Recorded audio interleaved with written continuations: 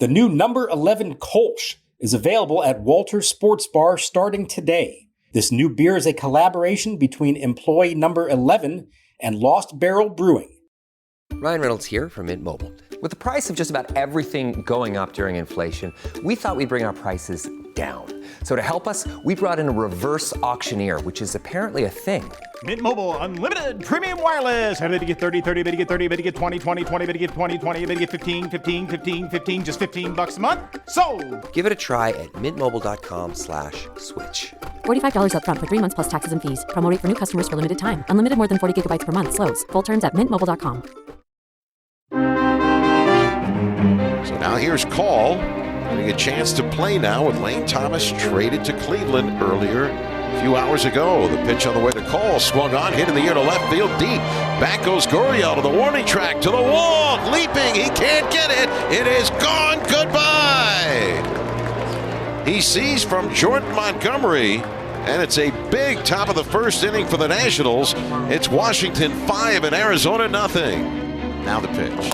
Swing a long drive to right toward the line. It is going, and gone. A line shot rocket. 2-run homer for Ketel Marte. And the Diamondbacks have plated 3 runs here in the bottom of the 9th inning. It's now a 1-run game. Washington 8, Arizona 7. Now the runner goes. The pitch swung on, hit in the air to deep right field. Back goes Cole to the wall. It is gone. Goodbye. Unbelievable. A pinch hit, walk-off, 2-run homer. And the Diamondbacks have scored 5 runs in the bottom of the 9th inning. And they have themselves one of the wins of the year for them. And for Kyle Finnegan, not one of his best, unfortunately. The final score, Arizona 9 and Washington 8.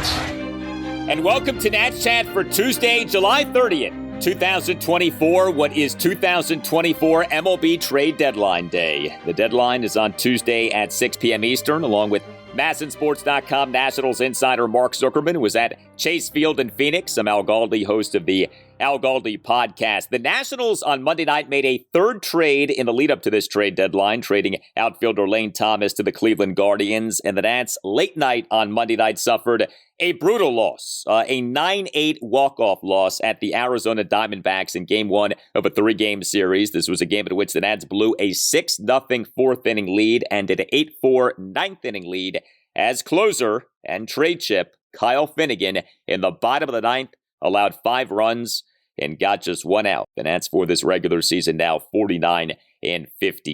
This installment of the Nats Chat podcast brought to us by the best legal recruiter in the Washington, D.C. market, the great Mason Kalfas. Step up to a World Series winner and hire the best legal recruiter out there for free. Check out Mason's website today, zenithlegal.com, or call or text Mason anytime, 202-486-3535. You talk about an emotional Monday from a Nats perspective. Lane Thomas gets traded. The Nats offense then in this game at the Diamondbacks erupts for 5 runs in the top of the first, ends up having a very good game. Starting pitcher Mitchell Parker pitches well, but the Nats bullpen blows the game with Kyle Finnegan falling apart in the bottom of the 9th. This was a stunning loss. This loss came out of nowhere. And Mark, this ended up being quite the Monday for the Nats. It's kind of a 1-2 gut punch, I think, for everyone in that clubhouse, Al. It was pretty down and dejected at the end of the night because the afternoon starts with news that whether you agree with the trade or not, and whether it ultimately benefits the Nationals or not, for the guys in the clubhouse, this was the toughest one to stomach, I think, yet. Lane Thomas has been a very good player, a very popular player with them, who other players in that clubhouse did not want to see leave. And, you know, it's also another indication to them of where the organization is going and believing, well, we don't really think we have all the pieces here that are going to be part of a winning team here in the future. So you have that initial gut punch of that. Then, to their absolute credit, they come out of the gates just on fire. And in particular, the guys who are suddenly finding themselves in a new position, whether it's a guy like Juan Yepes now hitting second, Harold Ramirez, who's taken on a much more prominent role than he had a few days ago, and especially Alex Call, at least for this night, replacement in right field, to do what they did. And it's sort of like saying, hey, you know what? Whatever happens before the game, whatever moves are made at the trade deadline, we're still going to go out there and play hard, and we're going to give everything we've got to win a game. And then to have it fall apart like that from the other guy who, if he is traded on Tuesday, is not going to sit well with the rest of the clubhouse. It just was a gut punch, and it just put such a different tone to the way this whole day went. Not that it was going to be a great day in their minds, even if they had won the game, but at least you'd feel like, okay, we can overcome things. It's going to be all right. Yeah, that's a tough trade to have to accept, but hey, we still have some talent here, and this thing's still going in the right direction. And for it just to fall apart like that, it just truly was a gut punch for that team. Such a crazy game. The Nats score 5 runs in the top of the first. The Diamondbacks score 5 runs in the bottom of the 9th. So the great mystery does remain. Are the Nats going to trade Kyle Finnegan? The Nats still have not traded Dylan Floro. We certainly are expecting that to happen prior to 6 p.m. Eastern on Tuesday. But what is going to happen with Kyle Finnegan? Well, his trade stock did not go up with what he did in this game late night on Monday night. 5 Nats relievers in this game combined to allow 7 runs in 3 1/3 innings. Jacob Barnes tossed a scoreless bottom of the 6th. Jose A. Ferrer, bottom of the 7th, allowed a run. Derek Law officially allowed a run in 1/3 of an inning. He and the Diamondbacks 1-run 8th faced 3 batters but got just 1 out. Robert Garcia in that Diamondbacks 1-run 8th faced 3 batters and got 2 outs. And then came Kyle Finnegan in this 5-run 9th for the Diamondbacks. 5 runs in 1/3 of an inning. He in the inning faced 6 batters, got just 1 out. And the nature of these hits really was something. Finnegan gave up a leadoff triple by Alek Thomas to the right center field gap, despite Thomas having been down to the count at 1.12. Finnegan then gave up an RBI single by Geraldo Perdomo through the right side of the infield on an 0-2 pitch to cut the Nats' lead to 8-5. Finnegan then gave up a 2-run homer by Ketel Marte to right field on a 1-2 pitch to cut the Nats' lead to 8-7. Finnegan gave up a 1-out single by Lourdes Gurriel Jr. up the middle to conclude a 9-pitch plate appearance in which Gurriel was down in the count at 1.02. And Finnegan then gave up a pinch walk-off 2-run homer by Corbin Carroll to right field for a 9-8 Nats loss. This was not Kyle Finnegan getting nickeled and dimed. This was not Kyle Finnegan getting babbipped. This was Finnegan giving up some big-time hits, some loud contact, and this was Finnegan not putting guys away. Thomas down 1-2, Perdomo down 0-2, Marte down 1-2, Gurriel down 0-2. Finnegan didn't put any of those guys away. Here's, I think, the bottom line question. Do you think what happened late night on Monday night impacted whether the Nats will trade Kyle Finnegan? I don't. What I would say is this. If you're a team that's in the market or was interested in Kyle Finnegan, before you ever got to Monday night, you should have a good idea of what you think he is and whether you think that he is a true lights-out closer or whether you have concerns about him because of all the reasons that we've talked about, the hard contact that he gives up, the peripherals that suggest he's maybe not been as dominant as the stats show. So short of any reason to think that he was injured, and I don't believe there was any reason to think that he's not healthy, I don't know why another team would watch this game and have that change their opinion of him. If you already had concerns about him, then this probably confirmed those concerns. If you didn't have concerns, then you say, well, it was one bad night. We know he's prone to do this every once in a while, but in the bigger picture, this guy gets the job done the vast majority of the time. So I don't think it changes anything like that. But to get back to what you were saying, he had 2 strikes on every batter, I believe, except for 1 or 2, which he had an 0-1 count when he gave up the hit. So he got ahead of literally every hitter that he faced. And as you said, he did not have a put-away pitch at all. And I think that is something we talk about, that he's not a huge strikeout guy. He's a fastball splitter for the most part, occasional sweeper that he throws. And so unless he locates that fastball perfectly, he has a hard time putting hitters away like that. And especially if they are coming to expect that pitch or anticipating it, long at bats, he just keeps firing fastball after fastball. You get a good hitting team like this, and this can happen. So as hard as it was to watch, I feel like anybody who has paid attention to him understands that this does happen to him from time to time. The vast majority of the time hasn't been the case, but it does happen to him on occasion. So I wouldn't think that it changes anything. I can't get into the minds of any other GM, but I would like to believe that they already had formed their opinions of him prior to this game. Yeah, you just wonder, like, is there a team that was on the fence and this maybe pushes you over the fence seeing something like this happen?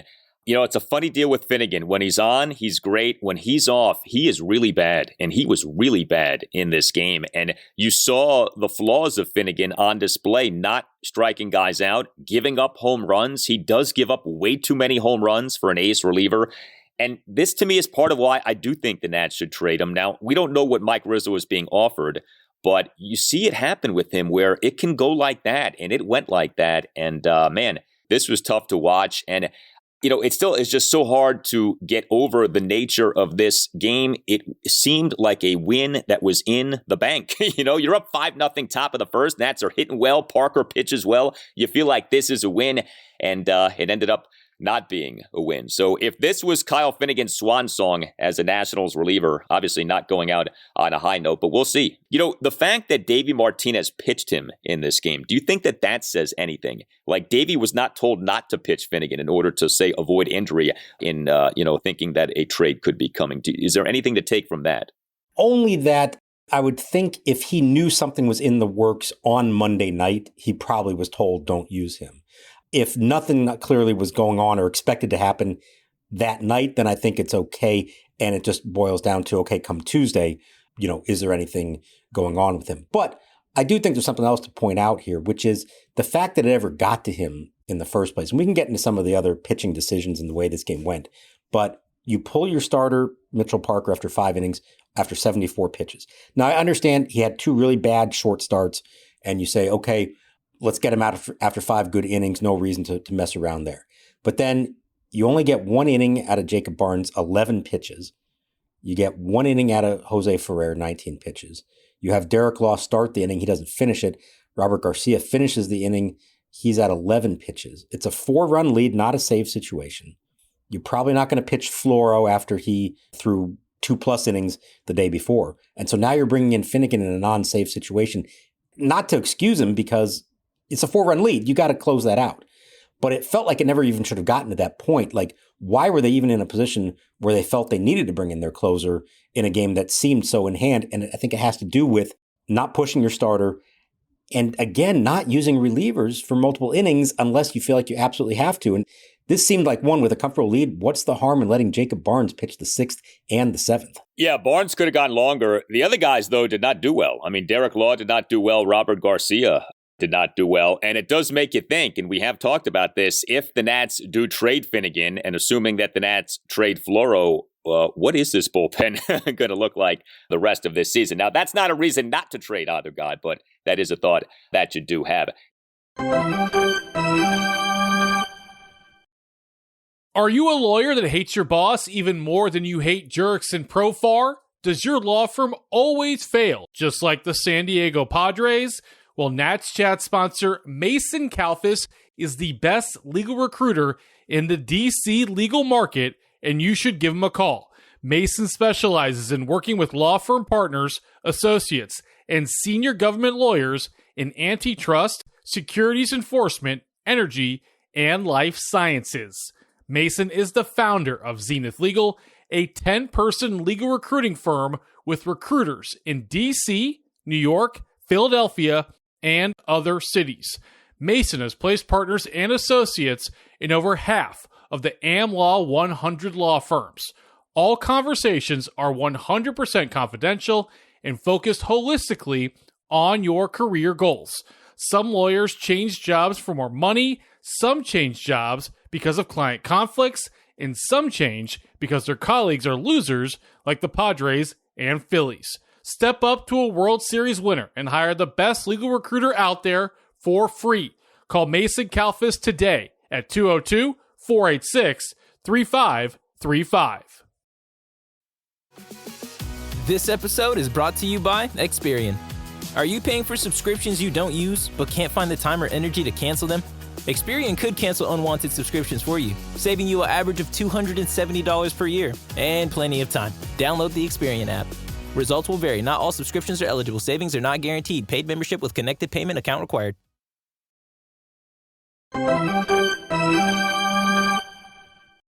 2 on, 2 out.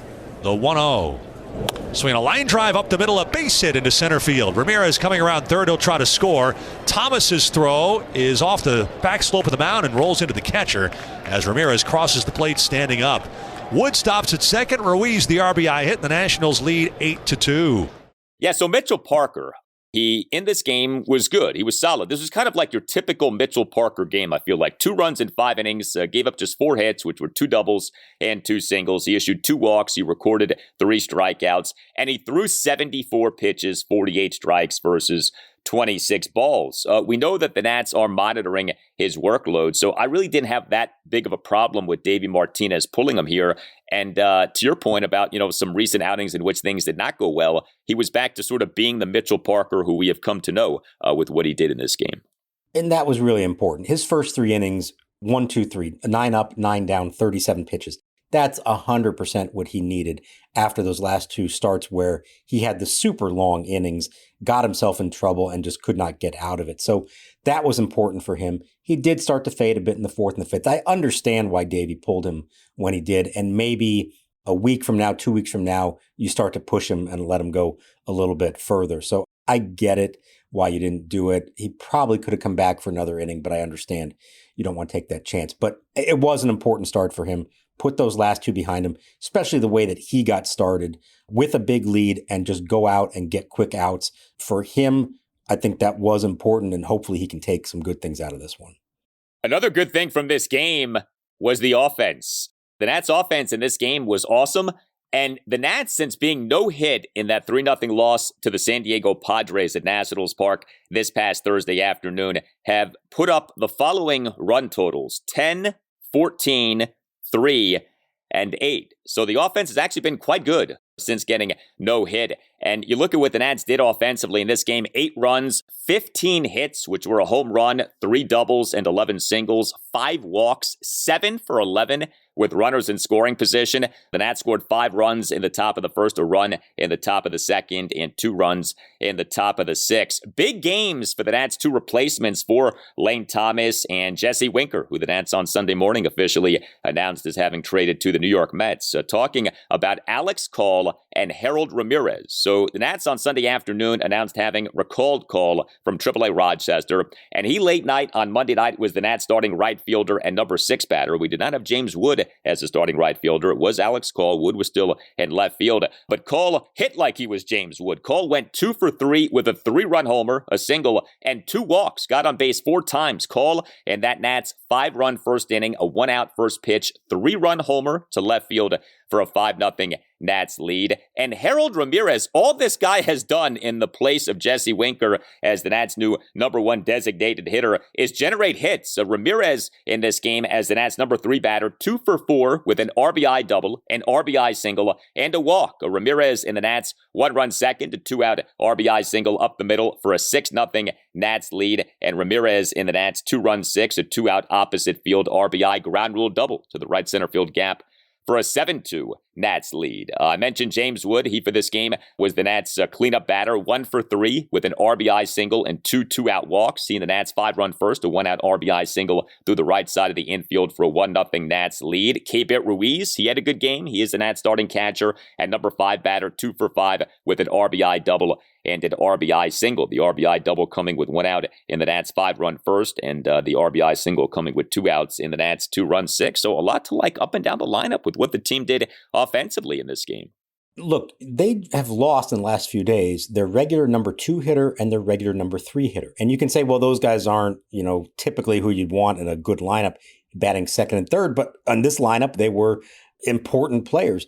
To drop them and then have the guys who replace them perform the way that they did both in this game and just have, as you said, for several days since the no-hitter, I don't think we should shortchange that. Doesn't mean that this is going to be a great lineup moving forward without Lane Thomas and Jesse Winker. Of course, they're going to miss those guys. But props to the others for stepping in and doing this. And I'm looking at the team's stat page right now. Would you believe that the 3 highest OPSs on the team from guys, anybody who has played for them this year? So obviously they don't have nearly enough plate appearances to qualify, and over time this would even out. But their top 3 OPSs from anybody who's played for them this year, Alex Call's number 1 at 1117. Juan Yepes is number 2 at 978, and Harold Ramirez is number 3 at 848. Part of the plan or not, they're getting the job done at the plate, and I give them a lot of credit for doing that both in this game and in the bigger picture. Yeah, I mean, I think that also says some things about some other guys. But yeah, that does certainly stand out. You know what's funny about Alex Cole? He has done this before. He gets called up, and he initially is really good. And then he cools off, and then he kind of settles back into being Alex Cole. But he's done this now multiple times where he gets summoned from the minors, and he hits the ground running. And so when he hit that homer, as surprising as it was, it actually wasn't that surprising if you've been following the saga of Alex Cole with the Washington Nationals. But great job by him.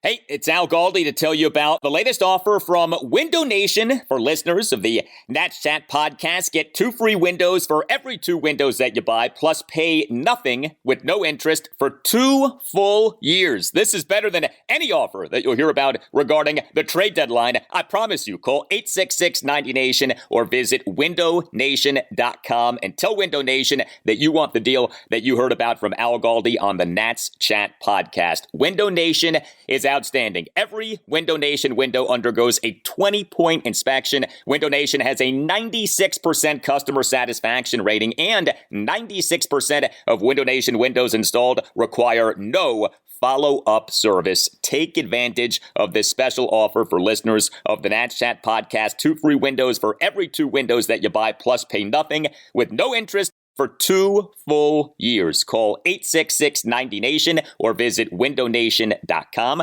That's 866-90-NATION or windownation.com. And make sure that you tell Window Nation that Al Galdi sent you.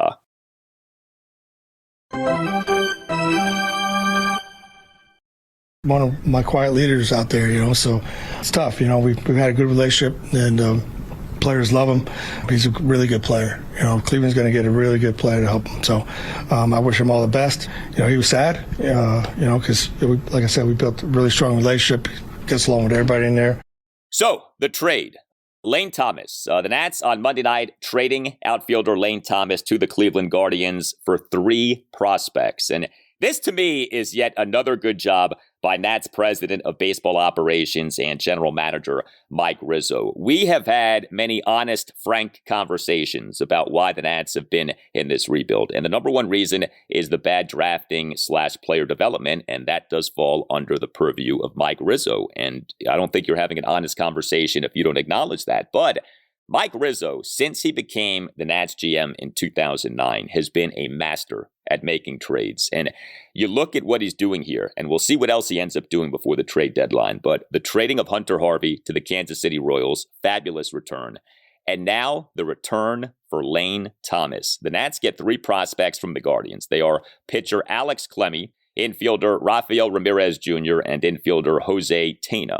Clemmey was the Guardians' number 8 overall prospect per MLB Pipeline, and he slots into being the Nats' number 6 overall prospect per MLB Pipeline. Ramirez was the Guardians' number 22 overall prospect per MLB Pipeline. He slots into being the Nats' number 23 overall prospect per MLB Pipeline. Now, Tena, not among the top 30 prospects per Pipeline when you look at the Guardians and then now with the Nats, but to get this kind of a return for Lane Thomas, I think says a lot. Thomas has had a decent season. He has not had a great season. Yes, he has been in the midst of this on-base streak.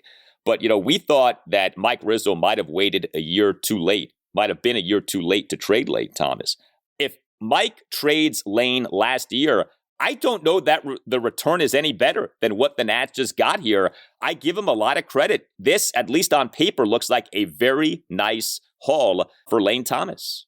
I think what stands out here is, for all the conversations that we've had about, do the Nationals value Lane Thomas more than other teams do? Do the Nationals see him as a true everyday outfielder and other teams would only see him as a platoon player?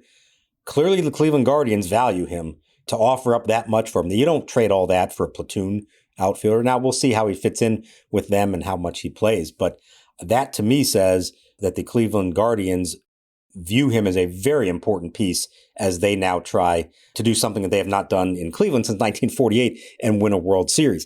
Now, let's be clear, a few things here, though. The top prospects the two big guys they got in this trade are 19 years old and have a long way to go. So there's a lot of variance there of what could end up happening with them, especially Clemmey, the pitcher. You're talking about a 19-year-old pitcher drafted out of high school last year. We know sometimes high school pitchers turn out to be great. We also know so many things can go wrong. So there's not a sure thing necessarily here. Now, this guy, 6'6" left-hander, big arm, and he's got some wild stats. At single A Lynchburgs, that's low A ball, he's got 97 strikeouts and 47 walks in 69 and a third innings. Huge strikeout total, but huge walk total. So that's a project. Now, you hope it works out, obviously, and it's worth taking the shot at that. But there are some things that he needs to clean up as he makes his way up through the minor leagues, for sure. Ramirez is also 19 years old, an infielder, hasn't hit a lot in the minors so far this year, but again, he's 19, long way to go. So you wait and see what happens there. Tena, I actually think is kind of interesting in that he does have some big league experience. He's 23 years old. He's got 17 homers and 14 stolen bases and a pretty good slash line at AAA right now. Now, I don't know how he fits in with what the Nats are doing. You obviously have CJ Abrams. You have Luis Garcia. Eventually, you have Brady House at third. You have Trey Lipscomb, who may be a utility guy. You have Ildemaro Vargas already here, who they love. I don't know if Tena fits into the picture at all or where he would fit in, but that's a little intriguing to me as far as somebody who could actually have an impact here relatively soon if they want to give him a shot. Not the top, not the ceiling that the other guys have, but somebody who we could see before long, and he's already on the 40-man roster because he was on Cleveland's 40-man roster. But you put that all together, yeah, that's a good haul for Lane Thomas, who we didn't really know what other teams thought of him going into this trade deadline. And you take a step back. Mike Rizzo in July 2021 traded starting pitcher John Lester, who at the time had an ERA for the regular season of 2021 of 5.02 to the St. Louis Cardinals for Lane Thomas. A tremendous trade by Mike Rizzo. Thomas over 3+ seasons with the Nats, a solid player, at times a good player. You look at Thomas's WAR over 3+ regular seasons with the Nats per Baseball Reference, 6.9. That is very respectable, I should say. I mean, it's not like elite, but that's a good, solid player.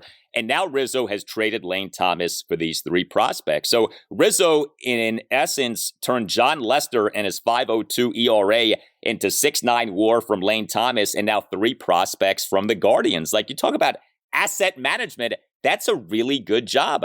The Nats turned a waiver claimant Hunter Harvey into Caden Wallace and a top 40 pick in an MLB draft. And the Nats turned John Lester and his 5.02 ERA into 6.9 WAR from Lane Thomas and 3 prospects from Cleveland. I mean, that's how you do it, friends. Like, that to me is a really good job there. Now, with the Nats trading Lane Thomas a year of team control, obviously traded Hunter Harvey. Does that tell you anything about Kyle Finnegan? Or is Finnegan kind of his own entity and you don't read too much into, especially now Lane Thomas being traded and what that might say for what the Nats are thinking with Finnegan?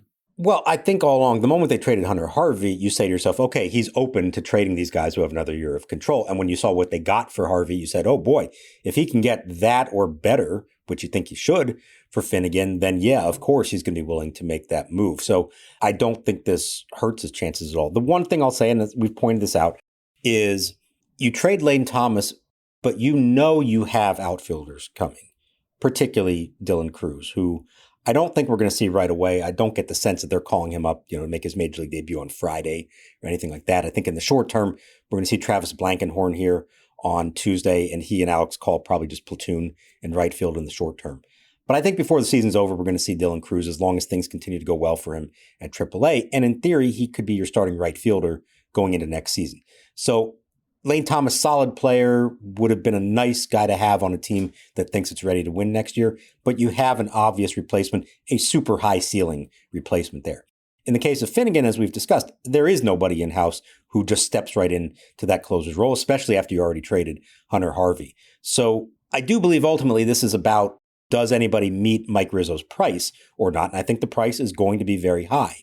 But in the back of his mind, if he's thinking to himself, I think we have a chance at being good next year if we have the young players develop and if ownership spends some money to fill a few key holes, we're going to need somebody to close games. And I have a guy already here who, Monday night aside, has been very good and is still relatively affordable. So unless somebody meets my price, I'm very comfortable keeping him as my closer going into next year. Whereas in Thomas's case, yeah, nice guy to have, but I don't think they feel like that's as big a loss in the bigger picture, given what else they had at that position.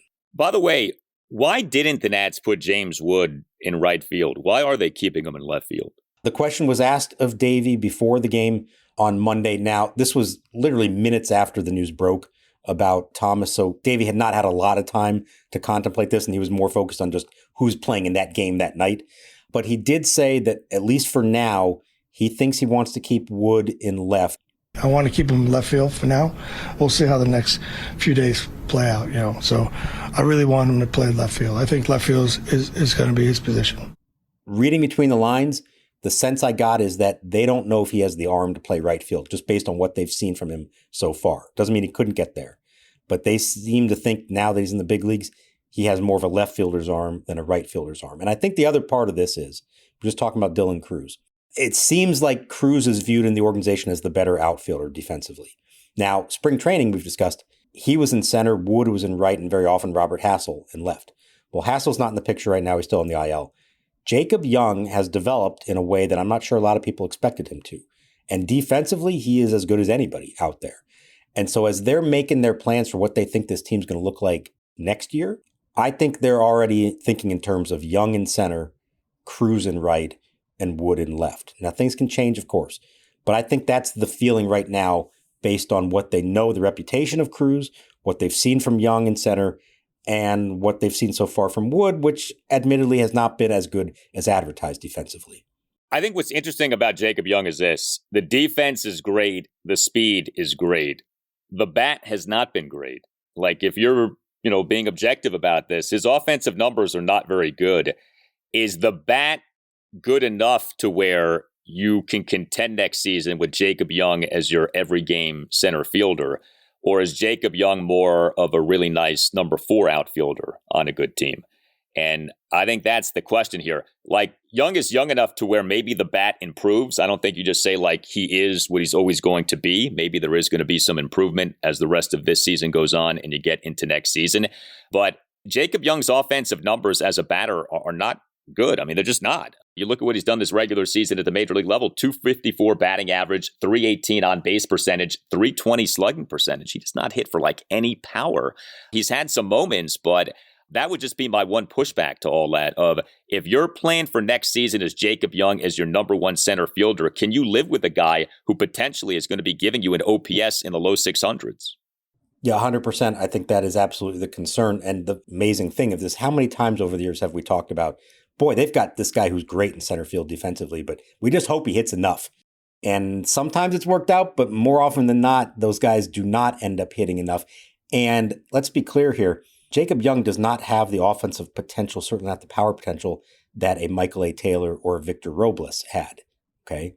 If he ultimately turns out to be a decent hitter, it's going to be singles, stolen bases, bunt hits, that kind of stuff. He's not ever going to hit for power. And so Taylor and Robles, who had their faults for sure, they also both hit double-digit home runs in the big leagues. Jacob Young is not going to be that guy. So this really, even in a best-case scenario, he's going to be the number 9 hitter in a good lineup, and they hope that they can just get away with that because the defense is so good. Yeah, and so, you have this Ferrari named James Wood, and if you're going to be parking him in an outfield position at which he's not that good and maybe isn't that comfortable, is Jacob Young and an OPS in the low 600s a good enough reason to be doing that? That, to me, would be the question. And no doubt, I mean, anyone who's been an Nats fan for any length of time, Danny Espinosa, Michael A. Taylor, Victor Robles. Oh, they're great defensively. Oh, they can run. That's swell, but they couldn't hit enough. And, when it comes to what a position player does, you have batting, you have base running, you have defense. Defense and base running are nice, but batting matters the most. Like, there is a hierarchy of what matters. Batting does matter the most. And if you can't hit well, it's hard to play regularly. So we'll see. I mean, Jacob Young is young enough to where maybe he does get better as a hitter. But what we're seeing this season, that does not suggest that he's a guy who, you can trust to be very good offensively. But he has been very good defensively. There's no question about that. And he obviously can run. This installment of the Nats Chat podcast brought to us by the best legal recruiter in the Washington, D.C. market. Mason Kalfas, step up to a World Series winner and hire the best legal recruiter out there for free. Check out Mason's website today, zenithlegal.com, or call or text Mason anytime, 202-486-3535. So we shall see what happens regarding the Nats and the MLB trade deadline Tuesday at 6 p.m. Eastern. Floro, we assume, is gone. Finnegan, that's the big question. Hit us up on X at Nats_chat. You can email the podcast, natschatpodcast@gmail.com. You can find us on our website, natschatpodcast.com, in which you can purchase a Nats Chat podcast t-shirt. All Nationals radio highlights on Nats Chat are courtesy of 106.7 The Fan. For Mark Zuckerman, I'm Al Galdi. We thank you for listening, and we'll talk to you next time on the Nats Chat podcast. With the 58th pick of the 2023 MLB Draft, the Cleveland Guardians select Alex Clemmey, a left-handed pitcher from Bishop Hendricken School, Warwick, Rhode Island.